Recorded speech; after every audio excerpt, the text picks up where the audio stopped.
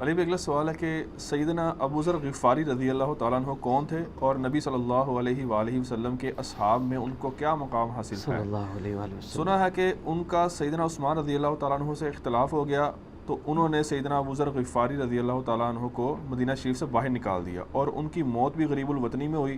Please ان کے فضائل و حالات و واقعات پر کچھ روشنی ڈالیں۔ سر ابو ذر غفاری رضی اللہ تعالیٰ عنہ کے تو حالات بیان کرنے کے لیے بڑا پتھر کا دل چاہیے، اتنے سوز و گداز والی زندگی ہے ان کی۔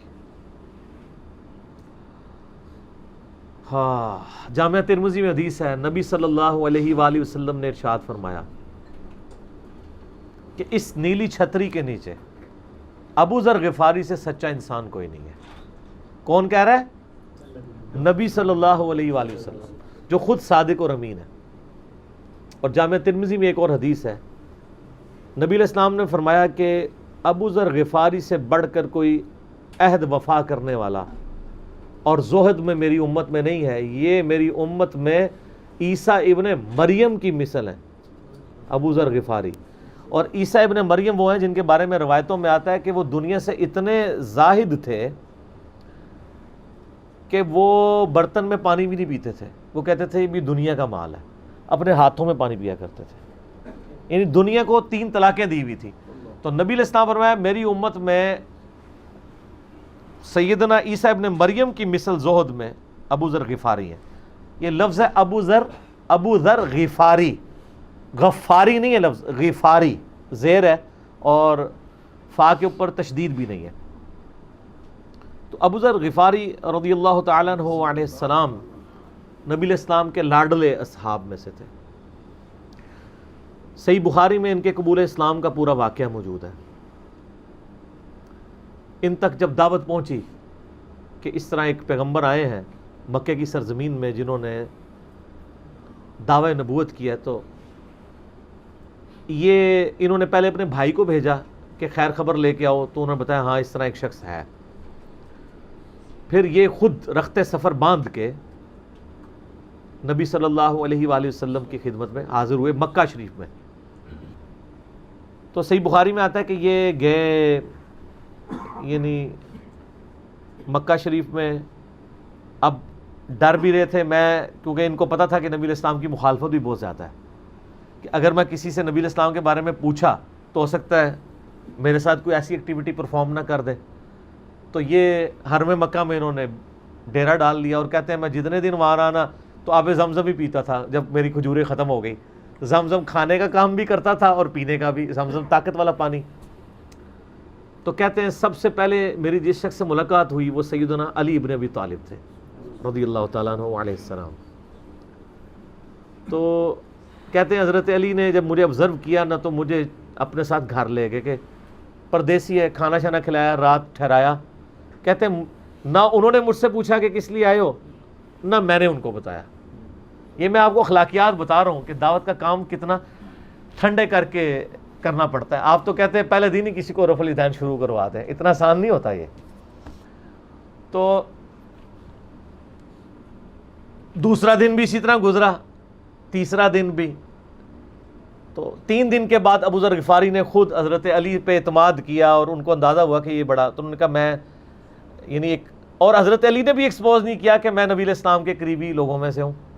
تو ان کا کہ مجھے تم ایک اچھے انسان لگے ہو تو میں اس کام کے لیے آیا ہوں، تو تم مجھے گائیڈ کرو محمد ابن عبداللہ کے بارے میں ان سے ملنا چاہتا ہوں صلی اللہ علیہ وسلم۔ تو سیدنا علی نے کہا کہ واقعی وہ تو اللہ کے پیغمبر ہیں، اور اس طرح۔ تو پھر وہ حضرت ابو ذر غفاری کو نبی علیہ السلام کے پاس لے گئے، نبی علیہ السلام کے پاس تھوڑی دیر بیٹھے، انہوں نے اسلام قبول کر لیا۔ اور سر اسلام کیا قبول کیا، اتنا اعلیٰ درجے کا ایمان۔ نبی علیہ السلام فرمایا تم اپنے قبیلے میں واپس چلے جاؤ، جب مکے میں ہمارا غلبہ ہوگا یا کوئی اللہ تعالیٰ راہ نکالے گا، ابھی تو جو بھی اسلام قبول کرتا ہے اس کی پھینٹی لگتی ہے، تو میں کوئی نہ کوئی تمہیں مطلب بتا دوں گا، ابھی تم اپنا ایمان پوشیدہ رکھو، اپنے علاقے میں چلے جاؤ۔ ان کا یا رسول اللہ ایسے نہیں ہو سکتا۔ وہ جناب آگے مکے خانہ کعبے کے اندر آ کے انہوں نے کہا میں گواہی دیتا ہوں کہ اللہ ایک ہے اور محمد صلی اللہ علیہ وسلم اس کے رسول ہیں۔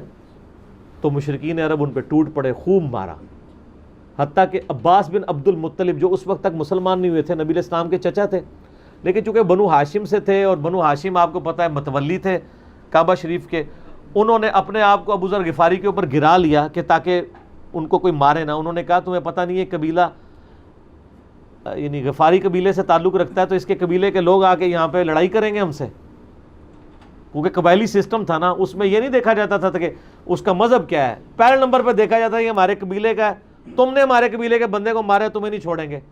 اسی وجہ سے آپ دیکھیں نا, بنو ہاشم اسلام قبول نہ کرنے کے باوجود نبی علیہ السلام کی پشت پہ تو کھڑے رہے نا, اور یہ پہلے بھی ہوتا رہا. قرآن حکیم میں آتا ہے نا کہ شعیب علیہ السلام کی قوم کیا کہتی ہے کہ اے شعیب اگر تیرا قبیلہ تیرے ساتھ نہ ہوتا کب سے تیرا کام کر چکے ہوتے. اس لیے انبیاء ڈومیننٹ قبائل میں آتے ہیں جو شریف النفسی والے ہوتے ہیں, جن میں ایک سسٹم ہوتا ہے پورا. تو اور پھر جو ہے نا وہ اگلے دن پھر ابو ذر غفاری نے اس طرح ہی کلمہ پڑھا, پھر ان کی پٹائی ہوئی, پھر حضرت عباس نے ان کو بچایا اور پھر وہاں سے یعنی وہ چلے گئے. یہ پوری حدیث صحیح بخاری میں ہے, اور بلکہ بخاری میں پورا ایک چیپٹر ہے ابو ذر غفاری کے اسلام لانے کا واقعہ.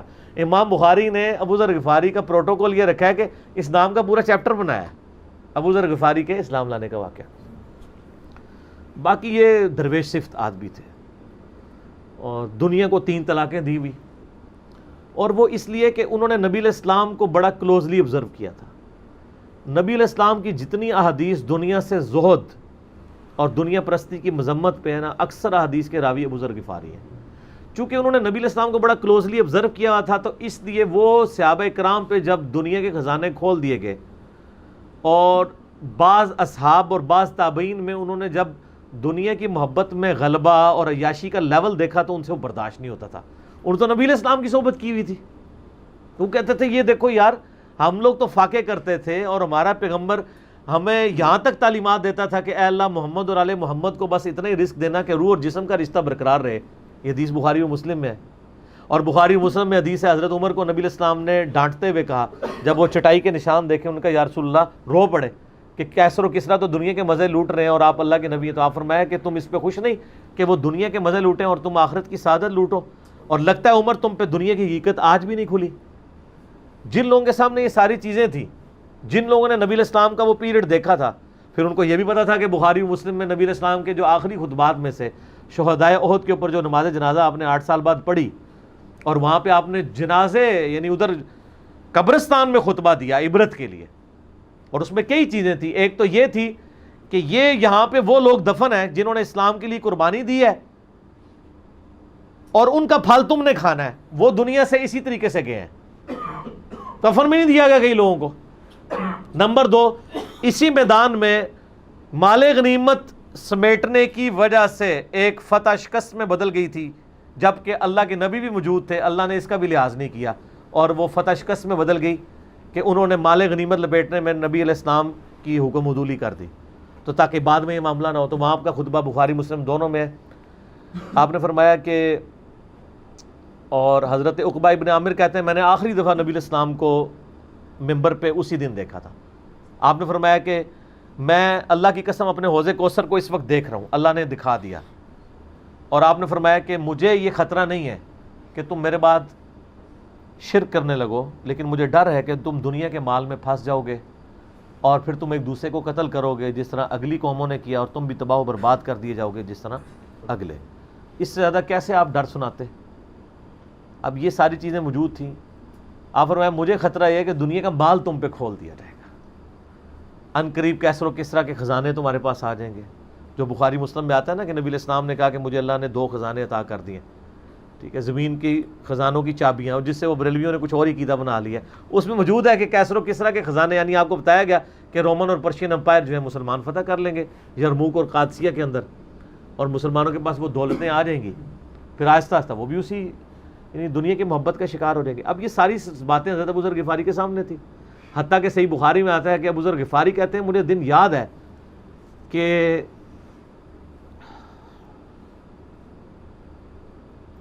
نبی علیہ السلام نے فرمایا کہ ابو ذر وہ احد پہاڑ دیکھ رہے ہو؟ تو کہتے ہیں میں نے احد پہاڑ کی طرف دیکھا اور میں یہ سوچ رہا تھا کہ ابھی مجھے آپ کسی کام کے سلسلے میں وہاں بھیجیں گے. دن کا وقت تھا, تو میں اپنے ذہن میں یہ اندازہ لگانا شروع کر دیا کہ کوئی کام بتائیں گے تو میں یہ پہنچ کے واپس کتنی دیر میں آؤں گا. لیکن آپ نے یہ بات نہیں کرنی تھی. آپ نے فرمایا کہ اگر یہ سارا پہاڑ جو کئی کلومیٹرز پہ پھیلا ہوا ہے, آج بھی احد پہاڑ موجود ہے مدینہ شریف میں, مسجد نبوی سے بھی نظر آتا ہے، اور جو شہدائے احد کا قبرستان ہے اس کی بالکل بیک سائڈ پہ کئی کلومیٹرز پہ پھیلا ہوا. اگر یہ سارا سونے کا ہو تو آپ علیہ السلام فرمایا کہ میں سب کا سب اللہ کی راہ میں فوراً شام سے پہلے خیرات کر دوں. اپنے پاس میں 2 یا 3 دینار ہی رکھوں صرف، یعنی جو ٹوٹل زندگی گزارنے کے لیے سب خیرات کر دوں. اب مجھے بتائیں، جن لوگوں نے، یہ ابو ذر غفاری راوی، جن لوگوں نے یہ حدیثیں حضور سے سنی ہوئی تھی، جب وہ یہ دیکھتے تھے کہ رومن اور پرشین امپائر کے گرنے کے بعد جب مسلمانوں کے پاس خزانے آئے ہیں اور حضرت عثمان کے دور میں لوگوں کے لاکھوں روپے آج کے وظیفے لگ گئے ہیں گھر بیٹھے، وہ بھی انہی عیاشیوں میں پڑ گئے ہیں، تو ان کو یہ چیزیں ہضم نہیں ہوتی تھی. تو یہ شام ہجرت کر گئے تھے. نبی علیہ السلام نے پہلے ہی کہا تھا، المستدرک الحاکم میں تو ڈیٹیل موجود ہے. یہاں پہ میں آپ کو ضمن بتا دوں، اکثر لوگ صحابہ کرام کے حالات و واقعات کے بارے میں پوچھتے ہیں، مطلب پوری زندگیاں لگ جائیں تو وہ واقعات بیان کرتا رہے انسان، ختم نہیں ہوتے. اس میں 3 بڑی کتابیں ہیں جو یعنی اہل سنت کے ائمہ نے لکھی ہیں. اس میں جو ٹاپ آف دا لسٹ کتاب ہے وہ ہے اسد الغابہ. امام ابن اثیر المتوفی 630 ہجری نے 8000 صحابہ کے حالات و واقعات جمع کیے ہیں اس کے اندر. یہ اردو میں ترجمہ ہو چکا ہے شرح کے ساتھ. اس کی شرح لکھی ہے الاصابہ امام ابن حجر اسقلانی نے، المتوفی 852 ہجری. 8000 صحابہ کے حالات و واقعات، یہ سب سے بڑا ذخیرہ ہے ہمارے پاس. اسد الغابہ کی شرح الاصابہ، اور ایک اور کتاب ہے امام ابن عبد البر المتوفی 463 ہجری، الاستیاب ان کی کتاب ہے. اب وہ ابھی اردو میں ٹرانسلیٹ نہیں ہوئی ہے. اور اس کے علاوہ فضائل صحابہ جو چیپٹر ہیں بخاری میں، مسلم میں، وہ آپ کو چند ایک واقعات ملیں گے ڈیٹیلڈ. آپ کو المستدرک للحاکم میں جو 4تھی اور 5ویں جلد ہے نا، جو اردو ترجمے والی بریلویوں نے چھاپی ہے، وہ تو ساری ہے ہی صحابہ کرام کے بارے میں، اور ڈیٹیلڈ حالات ہیں. ابو ذر غفاری کے بارے میں بھی آپ کو آلموسٹ جتنی میں حدیثیں بیان کر رہا ہوں آپ کو مل جائیں گی. اس میں یہ حدیث نبی علیہ السلام نے، یعنی یہ حدیث ہے المستدرک للحاکم میں صحیح سند سے، کہ فرمایا آپ علیہ السلام نے کہ ابو ذر تیرا کیا حال ہوگا جب تو بھوسا لوگوں میں رہ جائے گا. اور آپ نے یوں انگلیاں ڈالی. اور ابو ذر غفاری کا انتقال 32 ہجری میں ہوا ہے حضرت عثمان کے دور میں. یہ بات عبداللہ بن عمر بن عاص کے بارے میں نہیں کہی تھی؟ وہ بھی ہے، وہ تو صحیح بخاری میں ہے. عبداللہ بن عمر بن عاص کو نبی علیہ السلام نے فرمایا تھا کہ تو بھوسا لوگوں میں رہ جائے گا. سیم الفاظ حضرت ابو ذر غفاری کے بارے میں حاکم میں ہے. آپ مستدرک الحاکم کا چیپٹر کھول لیں. وہ تو یزید کے دور تک گئے تھے نا، یہ حضرت عثمان غنی کے دور میں فوت ہوئے ہیں. یعنی حضرت عثمان غنی برے نہیں تھے نعوذ باللہ، یعنی ان کے دور میں عیاشی کا لیول لوگوں کا یہ ہو گیا تھا. تو یہ یعنی اس میں پھر حدیث میں الفاظ ہیں نبی علیہ السلام سے، پھر انہوں نے کہا یا رسول اللہ میں کیا کروں، تلوار اٹھا لوں؟ آپ فرمایا صبر کرنا اور اپنی زبان سے تم حق بات کی تلقین کرتے رہنا. ٹھیک ہے، پھر آپ کو حاکم میں ملے گا. نبی علیہ السلام فرمایا کہ ان قریب تمہیں مدینے سے نکال دیا جائے گا، شام چلے جاؤ گے وہاں سے بھی نکال دیا جائے گا. اور سر ایک بڑی دردناک حدیث ہے ابو ذر غفاری کے بارے میں، وہ حاکم میں ہی ہے، المستدرک الحاکم میں.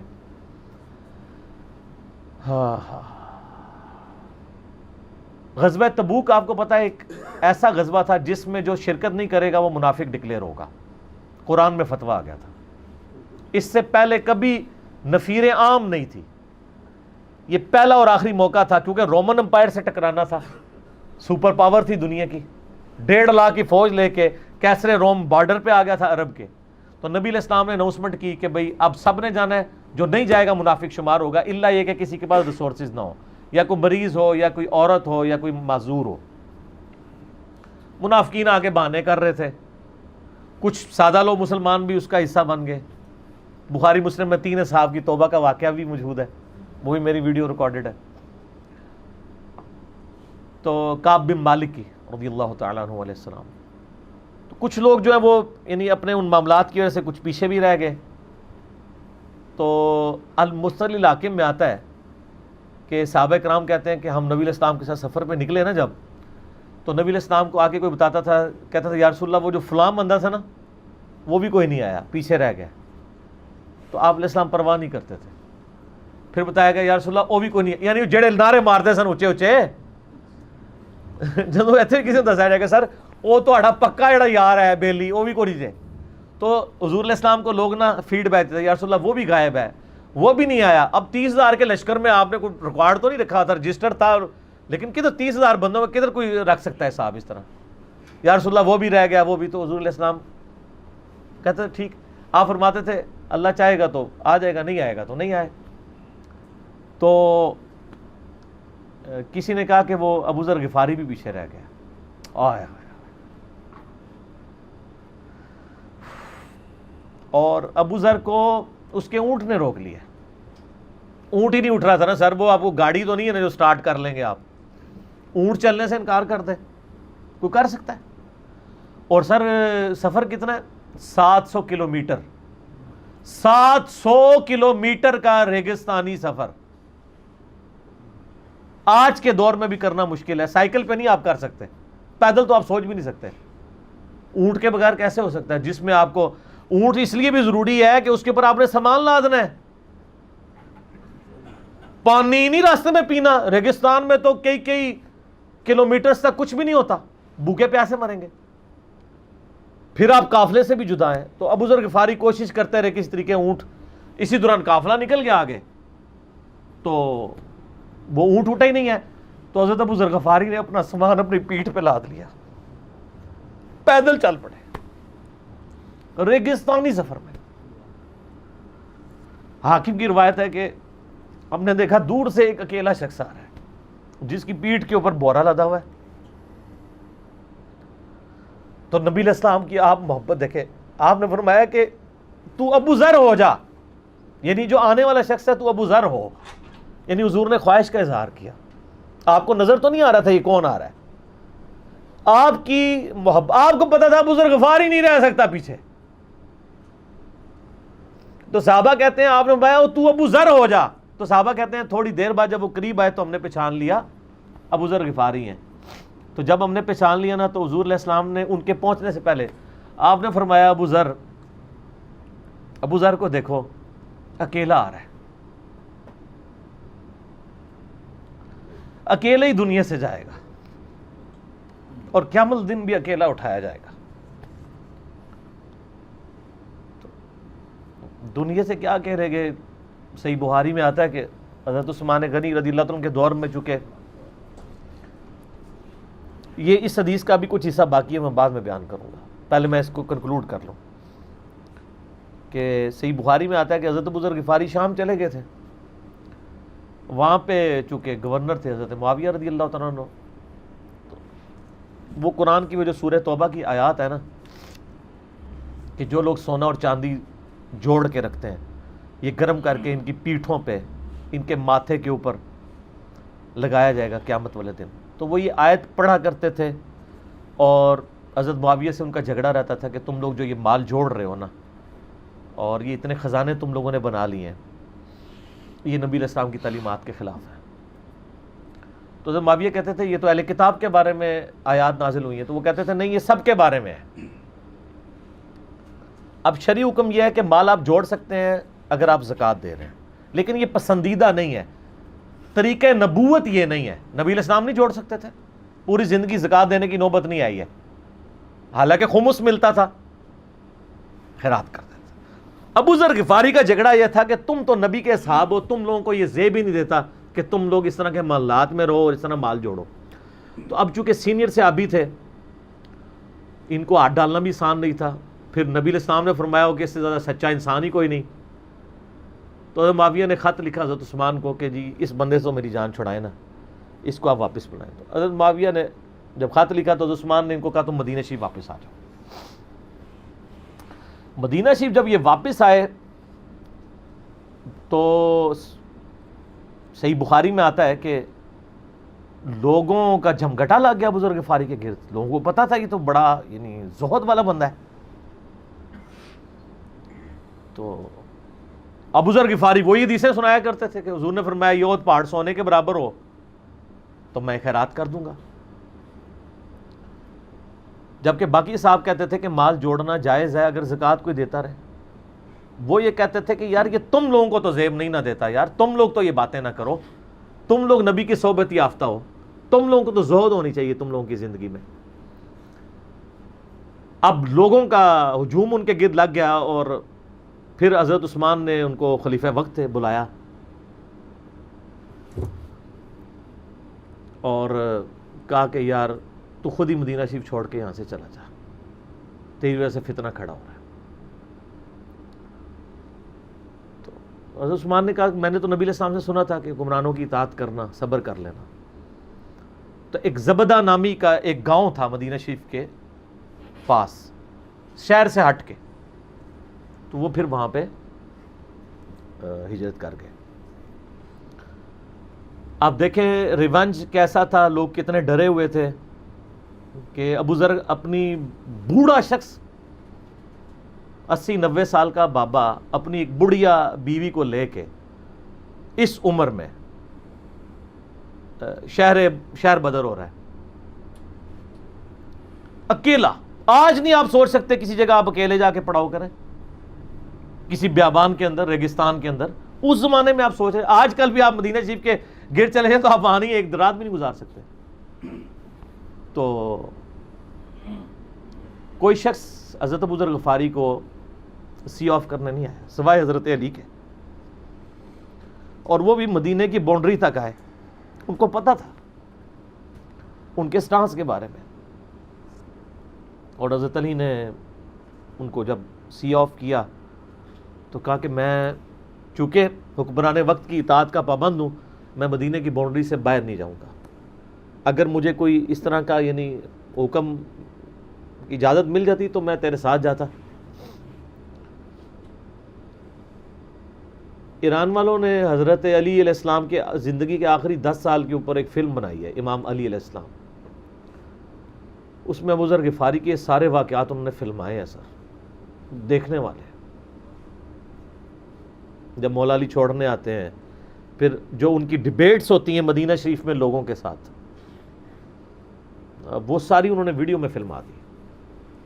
پھر یہ چلے گئے وہاں پہ رہنا شروع ہو گئے۔ اب اس حدیث کی طرف واپس آ جائیں جو فرمایا آپ علیہ السلام نے اکیلے ہی مرے گا، تو ابو ذر غفاری، اس حاکم کی روایت میں آتا ہے ابو ذر غفاری کی موت کا وقت قریب آ گیا، صرف بیوی ہے پاس۔ بیوی نے رونا شروع کر دیا کہ حضرت آپ فوت ہو گئے، آپ کو کفن کون دے گا، آپ کو غسل کون دے گا، آپ کو دفنائے گا کون، میں عورت ذات کیا کر سکتی ہوں۔ حضرت ابو ذر نے کہا کہ نبی علیہ السلام سے میں نے سنا تھا کہ تو اکیلا مرے گا، پھر مسلمانوں کا ایک قافلہ وہاں سے گزرے گا جو تجھے کفن دے کے دفنائے گا اور جنازہ بھی پڑے گا۔ تو نے فکر نہیں کرنی، جب میں مر جاؤں تو میری لاش کو چوراہے پہ رکھ دینا، گزرگاہ پہ، جو یعنی مدینہ کی طرف راستہ آتا تھا گاؤں ایریا سے گزر کے، اللہ میرا بندوبست کر دے گا۔ وہی ہوا کہ ان کے مرنے کے بعد مسلمانوں کا ایک قافلہ دور سے آ رہا تھا۔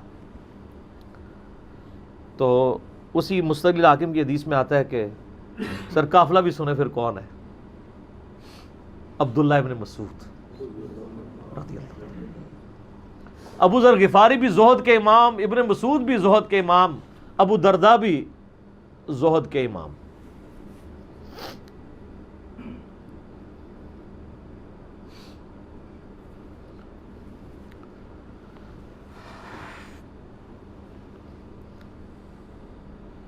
ابن مسعود رضی اللہ تعالیٰ عنہ جب وہاں پہ رکے، ان کو تو نہیں پتا تھا یہ کون ہے، تو انہوں نے کہا بی بی کیا ہوا؟ ان کا میرا خامند مر گیا ہے۔ ان کا یہ کون ہے؟ تو انہوں نے کہا ابو ذر غفاری۔ عبداللہ ابن مسعود کی چیخ نکل گئی، چیخ ماری انہوں نے، ان کا واہ۔ اللہ کے نبی نے فرمایا تھا کہ ابو ذر اکیلا آ رہا ہے تبوک کے موقع پہ، دنیا سے بھی اکیلا جائے گا، اور قیامت والے دن بھی اکیلا اٹھایا جائے گا۔ یعنی اب اسی سرزمین سے ہی اس نے اٹھنا ہے نا، ہر بندے نے اپنی قبر سے اٹھنا ہے، یعنی وہ مسلمانوں کے قبرستان میں بھی دفن نہیں۔ ایک یہ جو مزار کی رٹ لگائے پھرتے ہیں، میں ان سے پوچھتا ہوں تمہارے بابوں کی کیا اوقات ہے؟ ابو ذر غفاری کا مزار دکھاؤ کدھر ہے؟ جو اس روئے ارض پہ نیلی چھتری کے نیچے سچا ترین انسان جس کو اللہ کے نبی کہہ رہے ہیں، اس کا کوئی مزار نہیں ہے. غریب المطنی میں مرا ہے، اس کی قبر بھی ایسی جگہ ہے جہاں مسلمانوں کے پاس قبریں بھی کوئی نہیں ہے. ایک ریگستان میں اکیلی قبر ہے، اس قبر کا بھی کسی کو نہیں پتا، اس پہ کوئی مزار بھی نہیں ہے، اور قیامت الدین بھی اکیلا اٹھایا جائے گا، یعنی قیامت تک وہاں پہ کوئی قبرستان بھی نہیں بنے گا. ظاہر نبی علیہ السلام کی یہ بھی خبر ہے. تو کیا وہ ناکام ہو گیا ہے؟ اگر مزارات ہی دلیل ہیں کامیابی کی، تو عبداللہ ابن مسعود رضی اللہ تعالیٰ نے ان کو غسل دیا، کفن دیا اور دفنا دیا. یہ پوری ڈیٹیلز آپ کو المستدرک الحاکم میں مل جائیں گی.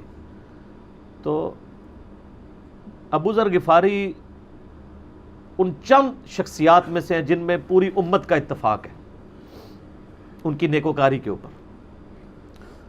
شیعہ بھی ان کو بہت رسپیکٹ دیتے ہیں، اہل سنت بھی دیتے ہیں، صوفیاء کے ہاں بھی ان کو امام مانا جاتا ہے زہد کی وجہ سے. آپ تصوف کی جتنی کتابیں پڑھیں، چاہے امام غزالی کی ہوں، رسالہ قشیریہ پڑھیں، اور لوگوں کو بھی پڑھنا شروع کریں، تو ابو ذر غفاری آپ کو زہد کے امام کے طور پہ ملیں گے کہ ان کی زندگی میں یعنی یہ زہد تھا کہ انہوں نے کس طرح کی زندگی گزاری ہے. سر لوگ مجمع میں مرتے ہیں، ان کو یاد کوئی نہیں کرتا، اور ابو ذر غفاری کو آج بھی دنیا یاد کر رہی ہے، ہم بھی یاد کر رہے ہیں رضی اللہ تعالیٰ عنہ علیہ السلام. اللہ تعالیٰ قیامت والے دن ہمیں ایسے نیکوکار لوگوں کا ساتھ نصیب فرمائے. آمین ثم آمین.